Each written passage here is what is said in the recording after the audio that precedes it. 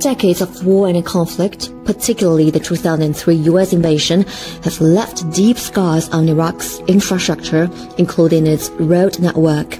In the Niso Square at the heart of the Iraqi capital, Baghdad, where the peak traffic flow reaches about 12,300 vehicles per hour, traffic congestion has long gripped commuters in the city. Such a struggling situation is going to be changed due to the Chinese-constructed Niso Square development project. The project, undertaken by Chinese firm Transtech, includes 2 overpasses and 5 tunnels aiming to erect a multi-tier transportation hub designed to ease chronic congestion.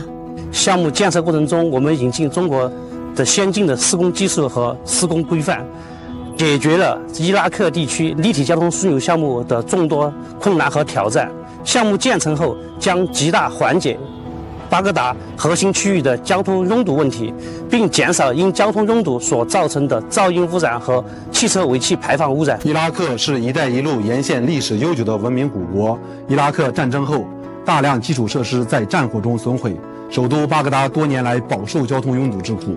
川铁国际在伊拉克首都心脏部位巧施心脏搭桥术，用中国技术和中国智慧缓解首都交通梗阻问题，为高质量共建“一带一路”改善伊拉克战后民生提供中国方案。The project, which began in July last year, is slated for completion by January 2025.